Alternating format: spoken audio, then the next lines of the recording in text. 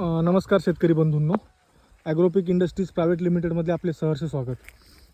हा आपला 15/012चा 1 हेक्टरचा प्लॉट आहे आणि लागण डिसेंबर 4 ते 8 4 दिवसाची लागण आहे आणि कॅनलवर म्हणजे कॅनलच्या पाटपाण्यावरील हा ऊस आहे.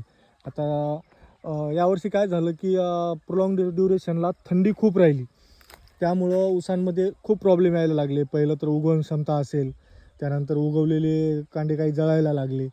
तर आपली ही कांडी लागण आहे 4.5 बाय 1.5 वरील. तर शेतकरी बंधूंनो, हा ऊस आपण ॲग्रोपिक इंडस्ट्रीजचे पीक शक्ती GR आणि त्यासोबत आपले रासायनिक खते जे 10-26-26 आणि एक हे टाकलेले मायक्रोन्यूट्रिएंटची किट. तर पीक शक्ती GR वापरण्यापूर्वी हा ऊस म्हणजे वाढही म्हणावं तशी वाढत नव्हती आणि तेजपणाही ऊसात येत नव्हता. आता पीक शक्ती GR टाकून लगेच स्प्रिंकलरने आपण भिजून आज 8वा दिवस आहे. तर जमीनही थोडी बहुत कोरडी झालेली. तर शेतकरी बंधूंनो, तुम्ही ऊसाचा रंग बघा आणि सर्वात महत्त्वाचं म्हणजे बुंध्यांची साईज बघा.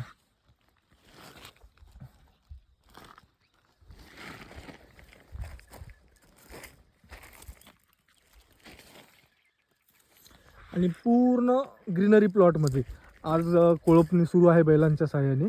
तर पीक शक्ती GR नेमकं करतं काय, तर ह्युमिक आणि म्हणजे पिकाला आपल्या जे अन्नद्रव्य आपण NPKच्या माध्यमातून देतो, 10-26-26 खत असतील, मिश्र खते किंवा 12-32-16 DAP असेल, काय कालांतराने आपण पोटॅशही देतो.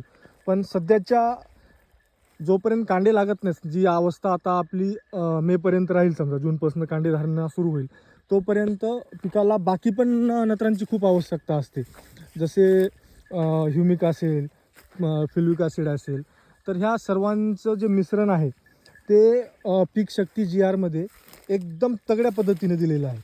तर तुम्हाला म्हणजे खत तो जमिनीत मिसळून पाणी ज्या दिवशी आपण लागण करू त्याच्या लगेच 4 ते 5च दिवसात तुमचा पूर्णतः प्लॉट ग्रीनरीमध्ये जाईल आणि बुंद्यांची पण साईज नंबर 1 होईल आणि सर्वात महत्त्वाचं म्हणजे फुटव्यांची पण संख्या वाढेल. आता हे बघा, एका झाडाने 1 2 3 4 5 6 7 8 9 आणि साधारणतः हिंगोली भागात 8 ते 9 फुटवे ठेवले जातात ऊसाला. तर शेतकरी बंधूंनो, पीक शक्ती GR अवश्य खतांसोबत वापरा. एक नाही, असे अनेक फायदे आपल्या या बारमाही ऊस पिकाला पीक शक्ती GRचे आहेत. काही अडचण आली तर नक्की संपर्क साधा. माझा संपर्क नंबर 9970 750 740. धनंजय भालेराव, ॲग्रोपिक इंडस्ट्रीज. धन्यवाद.